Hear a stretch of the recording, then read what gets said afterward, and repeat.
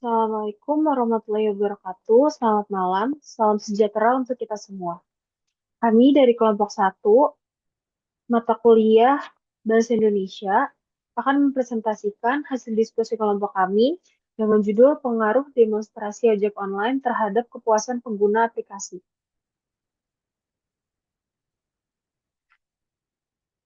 Adapun anggota kelompok kami yang terdiri atas Jasmine Hairunisa Andreas Moro Putri dengan NIM 270 241 4381, Muhammad Aditya dengan NIM 270 241 9180, Francisca Mitaningrat dengan NIM 270 239 9576, Yunita Angelia dengan NIM 270 243 1274, dan Yolanda Natasha sendiri dengan NIM 270 241 7654. Kita akan masuk ke metode penelitian. Yang pertama adalah kami menggunakan pendekatan kuantitatif, lalu yang kedua melakukan uji populasi dan sampel, dan yang terakhir adalah penyebaran Google Form. Lalu selanjutnya ada alur penelitian untuk tahap pertama, yaitu penentuan studi kasus dan diskusi judul penelitian. Tahap kedua yaitu studi literatur dan penyebaran Google Form. Dan tahap yang ketiga adalah mengolah data. Masuk ke tujuan penelitian. Yang pertama yaitu mengenali dan mengetahui pengaruh demonstrasi ojek online terhadap kepuasan pengguna aplikasi. Dan yang kedua adalah memahami serta mampu mengidentifikasi pengaruh demonstrasi ojek online terhadap kepuasan pengguna aplikasi. Baik, kita akan masuk ke latar belakang yang akan dijelaskan oleh Aditya. Untuk Aditya, dipersilahkan.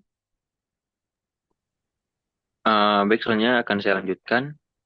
Di sini ada latar belakang. Salah satu tantangan utama yang dihadapi oleh pengemudi ojek online adalah masalah perlindungan hak-hak mereka sebagai mitra. Isu-isu terkait kebijakan tarif, jaminan, kesejahteraan, dan dukungan dari perusahaan seringkali menjadi sumber ketidakpuasan di kalangan pengemudi. Demonstrasi ojek online tidak hanya mempengaruhi pengemudi, tetapi juga memiliki implikasi besar bagi kepuasan pelanggan. Kepuasan pelanggan merupakan faktor krusial dalam keberhasilan layanan dan dapat dipengaruhi oleh berbagai variabel termasuk kualitas layanan, keamanan, dan harga. Baik, untuk selanjutnya ada hasil penelitian. Dari 50 responden yang telah mengisi G-Form, karakteristik jenis kelamin dinominasi oleh responden wanita, yang berjumlah 30 responden. Dari 50 responden dapat disimpulkan bahwa pendapatan didominasi di atas 5 juta per bulan. Dari 50 responden dapat disimpulkan bahwa responden didominasi oleh karyawan swasta, disusul dengan ibu rumah tangga, dan diakhiri dengan mahasiswa dan pelajar. Selanjutnya saya serahkan kepada moderator. Terima kasih. Baik, untuk selanjutnya akan dijelaskan oleh Kamita. Untuk Kamita dipersilahkan. Baik, terima kasih untuk kesempatannya. Berikut saya akan menjelaskan tentang hasil penelitian. Yang pertama itu terdapat 50 responden dihitung untuk penggunaan ojek online selama satu minggu itu sebanyak 3 sampai 5 kali. Di mana di mana untuk respon masyarakat ya dalam satu minggu yaitu yang paling terbanyak yaitu 3 sampai 5 kali. Next.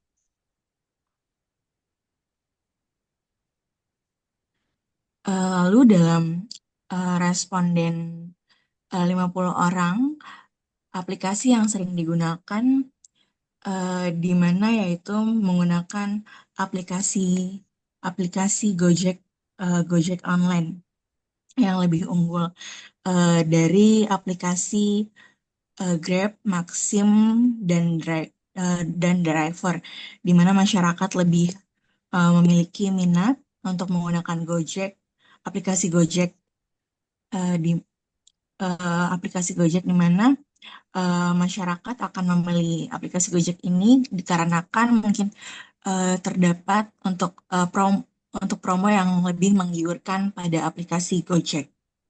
Berikutnya saya kembalikan kepada moderator. Terima kasih.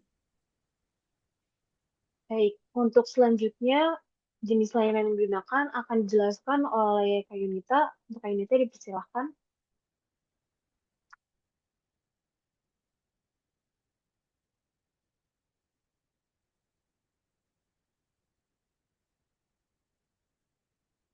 Untuk Kak Yunita dipersilahkan. Oke, berikut lanjutan hasil penelitian berdasarkan jenis layanan yang sering digunakan. Sebanyak 23 responden memilih pengantaran makanan sebagai jenis layanan yang paling sering digunakan. Berikutnya, moda transportasi sebanyak 23 responden memilih layanan ini untuk digunakan dalam aktivitas sehari-hari. Berikutnya, 6 dari 50 responden memilih pengantaran barang atau delivery sebagai layanan yang sering digunakan. Berikutnya,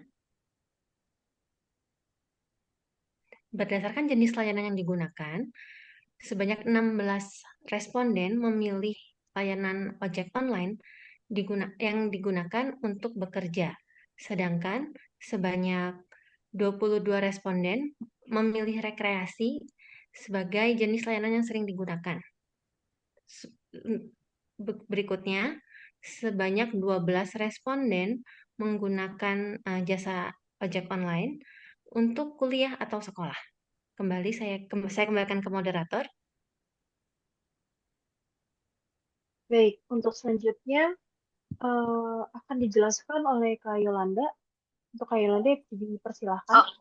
Oke. Hasil penelitian yang kami cari, dari 50 responden dihitung seberapa sering mendengar ojol online untuk demonstrasi. Nah, untuk di P1 itu ada 1 responden, dan di P2 ada 6 responden. Di P3 ini yang paling terbanyak, yaitu 22 responden memilih sering untuk mendengar ojol untuk demo. Lalu P4 ada 21 responden dan P5 0 responden.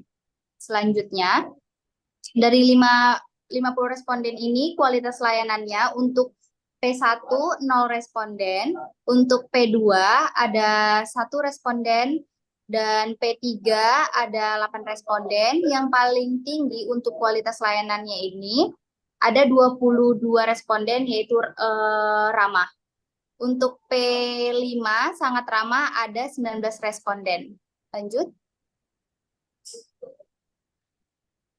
Untuk kendala yang didapatkan oleh responden, yaitu kenaikan tarif, itu ada 5 responden.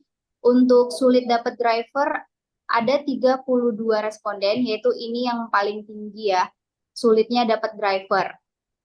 Untuk perubahan rute ada 3 responden yang mengisi. Untuk waktu pengantaran ada 10 responden.